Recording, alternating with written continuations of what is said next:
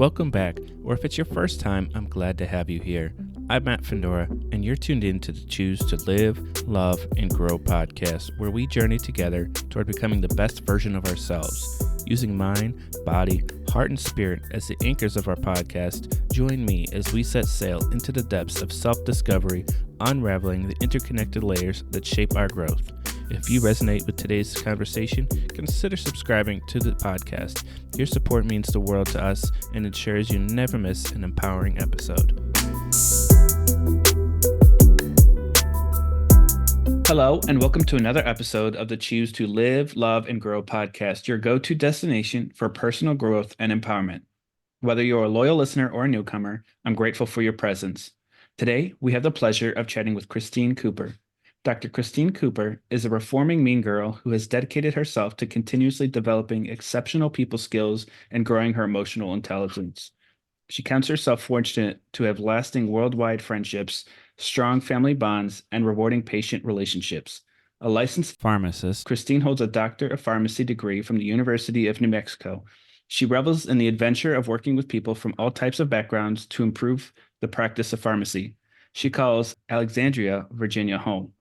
Some of Christine's proudest accomplishments include finishing pharmacy school. It was a hard thing to get into and even harder to get out of.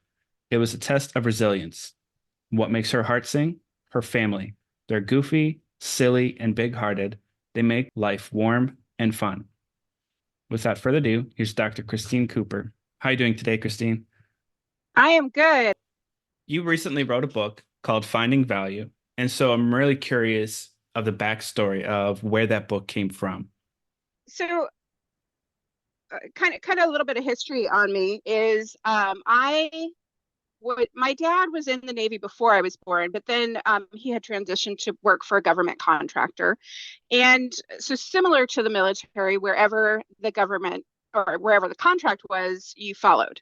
And so I changed schools a minimum of every 2 years.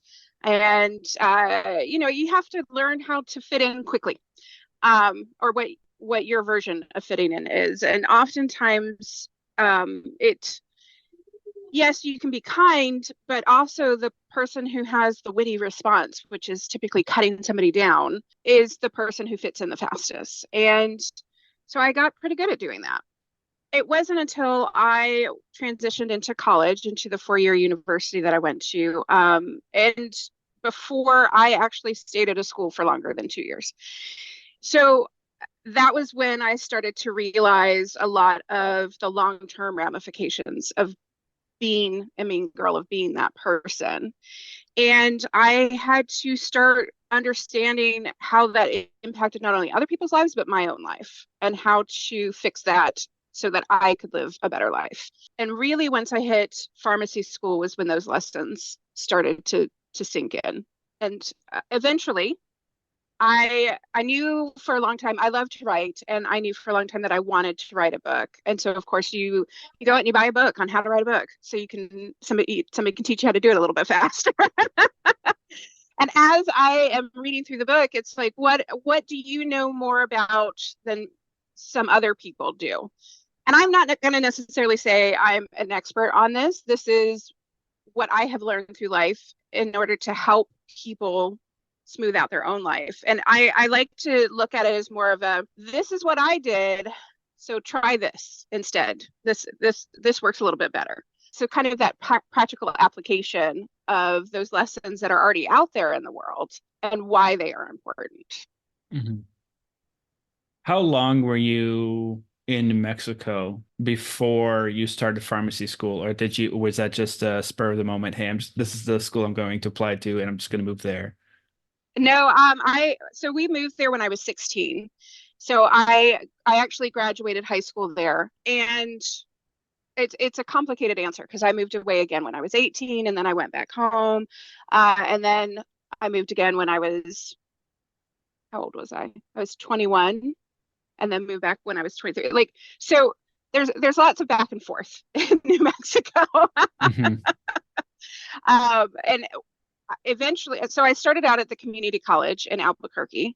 And when I finished, I have an associate's degree in business management from there. And I then moved to the University of New Mexico to get my undergrad degrees. And I was in undergrad, I finished that in 3 years because, of course, I had my business degree already. But I have a complicated history. I like to do many things. I switched from business to being a biology major when I transferred to the four-year university.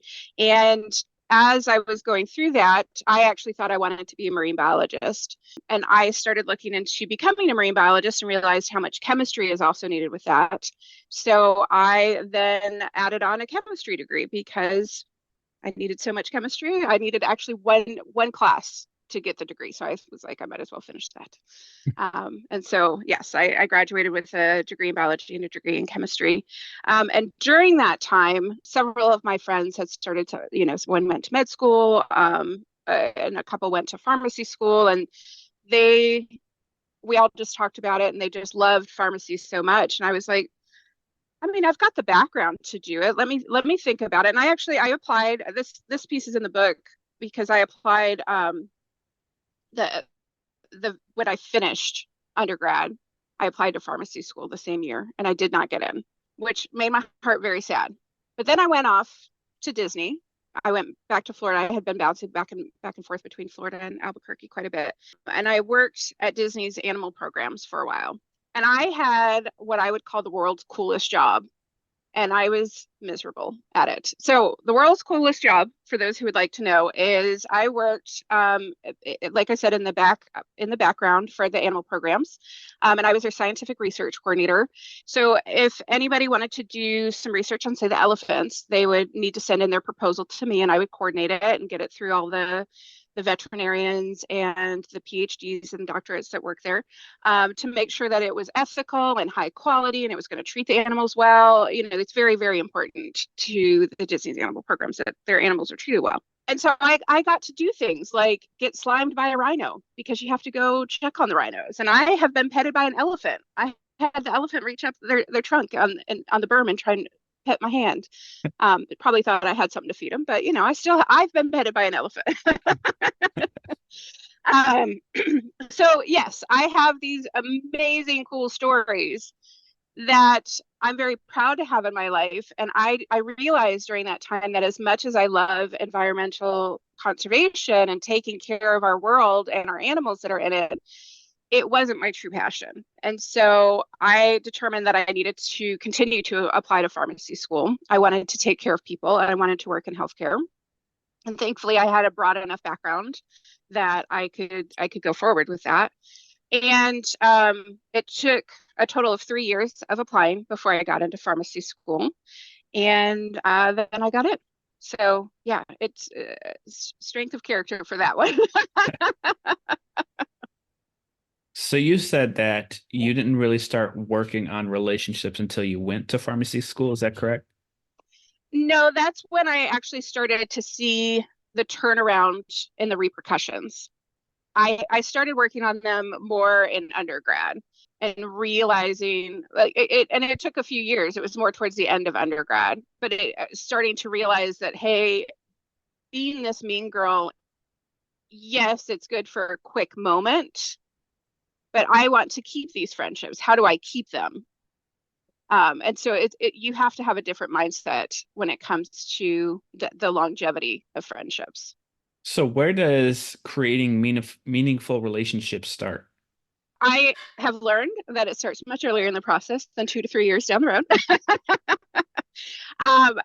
You can start it from the moment you have small talk with somebody. You can find value just by maybe brightening their day with a quick compliment. When you build relationships from the ground up as showing that other person that they have value in your life, you are creating such a stronger foundation for your friendships, for any relationship, whether it be a coworker or your boss or even a romantic relationship. How do you create that very strong foundation? So when something comes along, because something will come along, however long you are in a relationship, there's going to be something that can break it up and something that can really shake that foundation. But if you have a strong foundation, you can figure it out together and you can keep that friendship and that relationship and you can have that really truly meaningful connection in your life. Hmm. So you mentioned small talk. And so I'm Hmm. curious when it comes to small talk, that can be something that people hate or they avoid it because like, I don't know what to say, I don't know what to do, or I'm so sick of having to do that. So how could people use small talk to their advantage? And is there a difference between extroverts and introverts and how they should approach it? Yes, it's a short answer.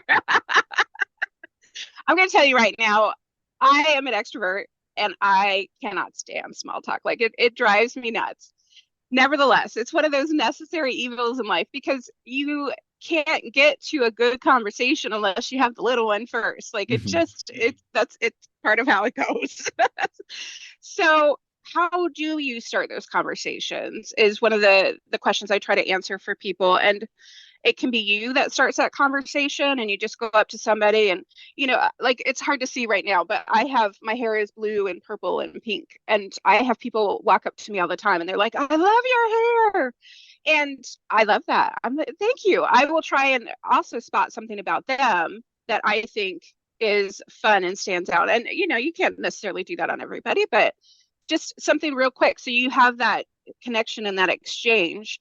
Some people will actually stop and say, hey, how long did that take to get that done? And then I can go, oh, it took like 6 hours. And you explain the whole process and you can have that moment. And questions are really, really useful as follow-up, which like the one, how long did it take to get your hair done? Or we all joke around that women, we go to the bathroom and we chat with each other like, oh, I love your shoes. Where did you get them? Believe it or not, that's really good small talk. It's a way to make a connection. Hmm. um, and I'm perfectly happy making a new friend in the bathroom or in the grocery line or wherever it may be. You try and get around your neighborhood if for no other reason than to just get outside and get some fresh air. And you walk around the neighborhood and you say hi to folks as they're walking by, and that's a chance to make a connection. And for introverts, I definitely would put out there that yes, this can be exhausting, even as an extrovert. And I have a long day of talking with people. I come back and I'm like, don't talk to me. I need time. I need my space. Like just a little calm right now. Make sure you build that into your day. It's important to have that self care and that rest, introvert or extrovert when it comes down to it. And I know that despite the fact that I'm not an extrovert, or excuse me, that I am an extrovert, not an introvert, I know that introverts need more of that time than I may need. Hmm. But it's important to block that in and have that recovery. Yeah, we all have, if you imagine a Duracell or an Energizer battery, right? At some point, the battery runs out and you have to Yes. either recharge it or replace the battery. And that's where that restorative rest comes in. Of your social battery is drained, you need to recharge that battery, find something else, get that restorative rest, and then you can go back into a conversation or something like that. And like you said, unfortunately, it does take longer for introverts to recharge their batteries compared to an introvert.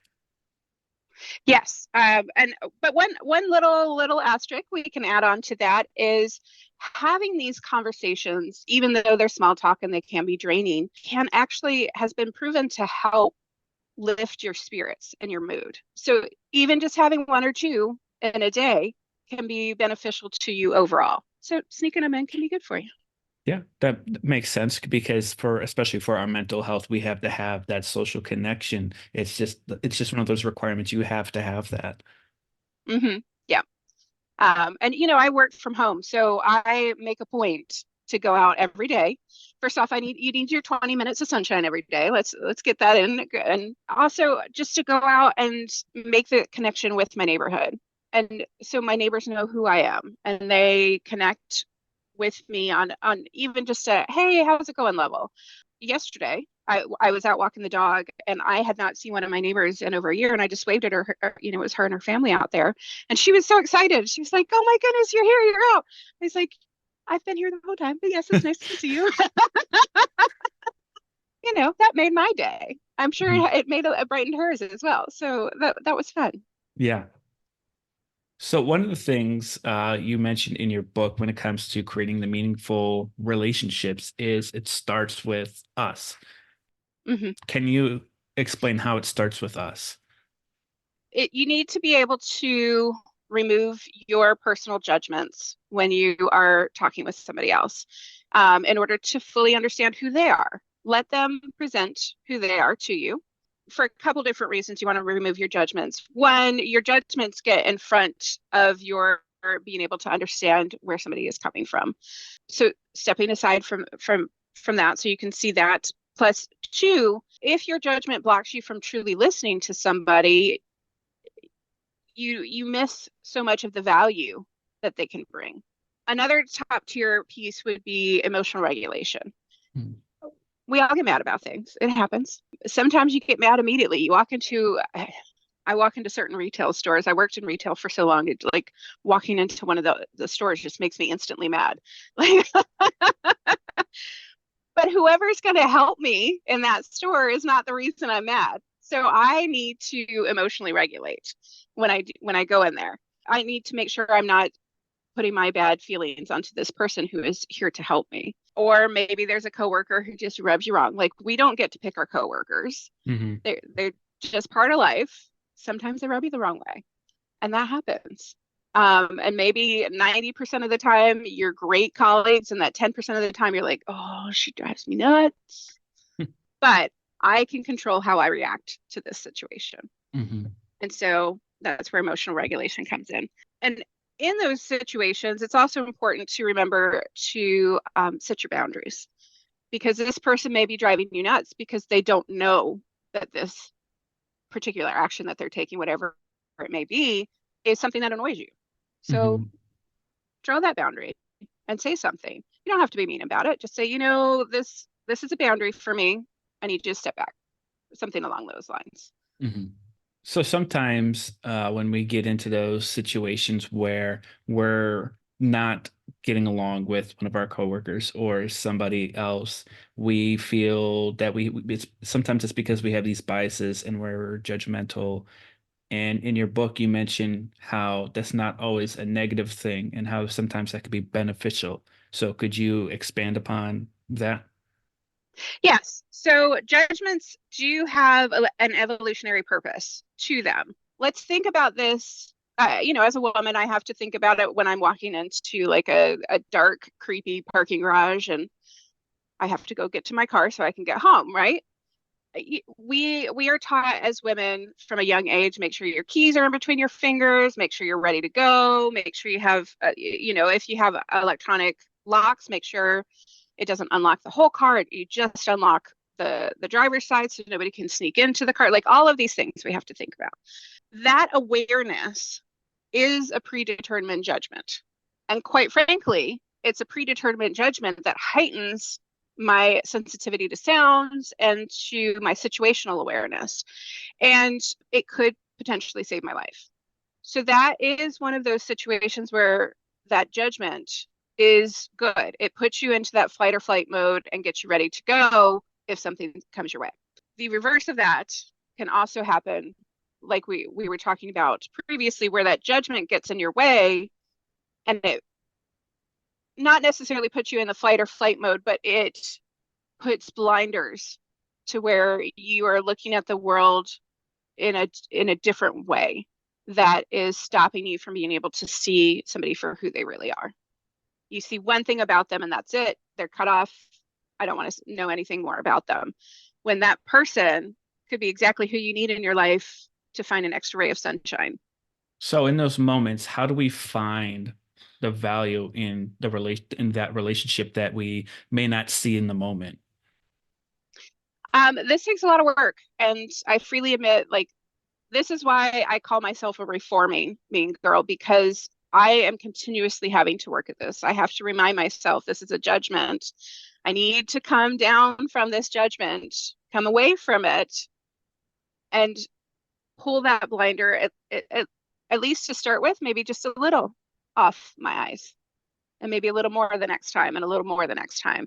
You get better at it as you practice it, with it. But when you start, it's hard. You're like, no, this is too much work. I may not want to do this. And but the more you do it, the easier you get. The easier it gets, excuse me. Hmm. So, how do we find value in ourselves then? Well, that is hands down the very first thing that needs to be done. Because if you're out there making everybody else feel good and you forget to take care of yourself, your life does not improve. And that's the whole purpose of finding value, is to help your life improve. And as a bonus of that, when you are finding value in others, their life tends to improve as well. So it's one of those win-win situations that I try to strive for in most, if not all things. But yes, you want to start with yourself. And one of the best ways that I have found in starting that is to actually give people what I call a roadmap. And what I mean by a roadmap is I don't expect people in my life to be mind readers. So I need to give them directions on how I want to be treated and how I need to be treated. And those directions are much easier to give proactively. They are much easier to give to a new relationship, to be quite honest. We see this all the time in families where somebody realizes that a parent has been difficult throughout their life and they don't want to be treated that way. And now they try to establish that boundary, and that parent fights back. And you continuously have to reinforce that boundary. And that's what I mean by it's easier when you just get to do that at the beginning of the relationship. You set that standard, and that person either meets that standard or they don't. And if they don't, then they don't get to stay around. That's part of the deal with this. Family tends to be a little bit different, although yes, you can remove family from your life. That is a very hard decision for many people to make.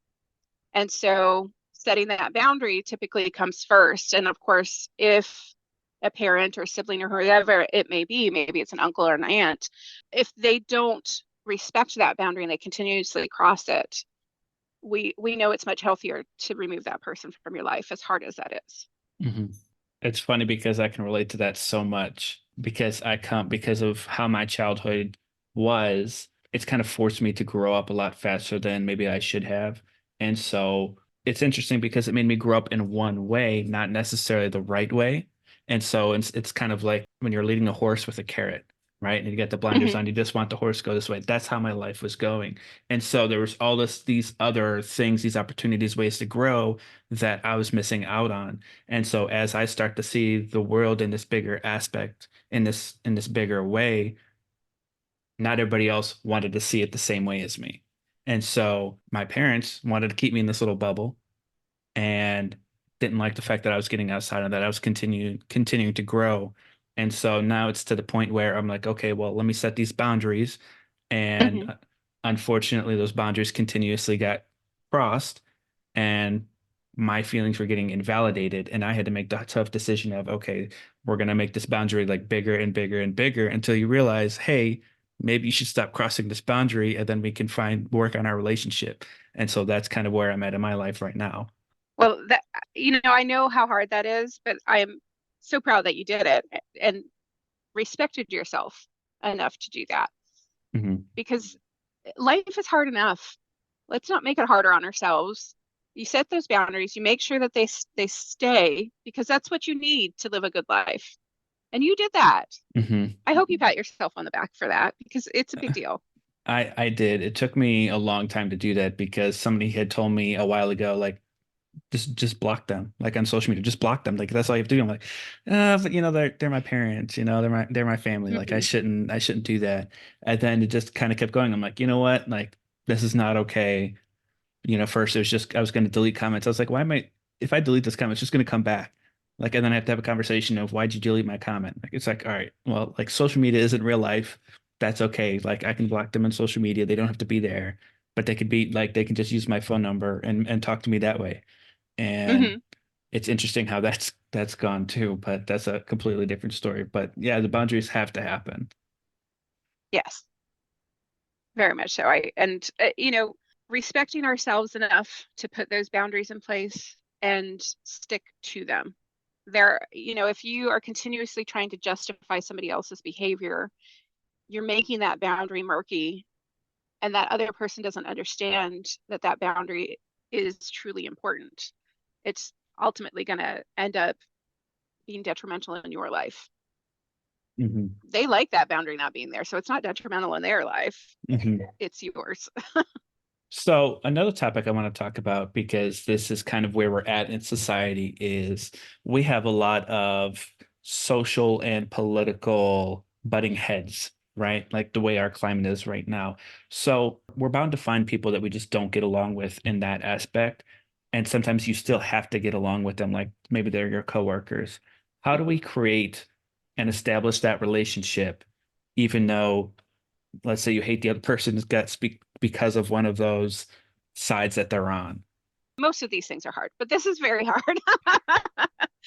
There are certain people, I'm going to use the coworker example because I think it lends itself really, really well to this. But in a coworker who just gets under your skin and you have difficulties finding the value within them, there there's typically some sort of value they still bring.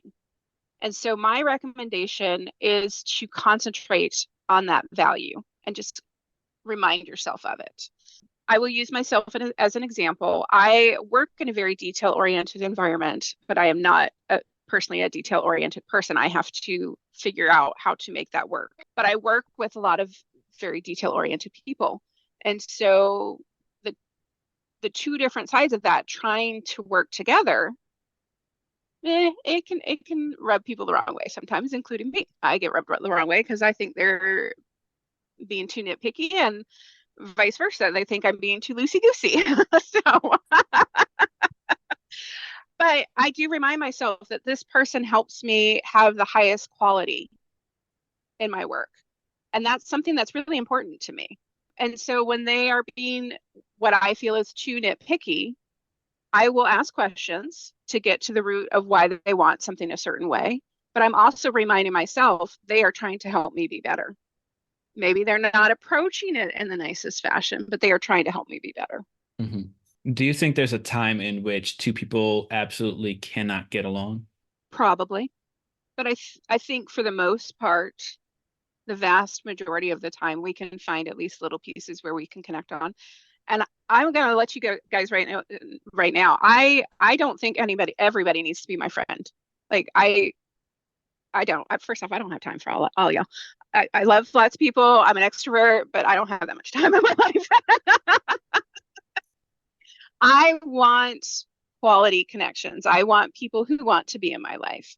I want people who I want to be in my life. I find them fun. I find them easy to be around with. But I can have short one-off interactions with other folks. Maybe my neighbors who I don't necessarily agree with politically, or maybe I do, but I don't agree with, I don't know, how they mow their lawn, whatever it may be. But I can find a nugget for a moment and keep that relationship cordial. And maybe we do have a discussion about the thing that we don't like at some point.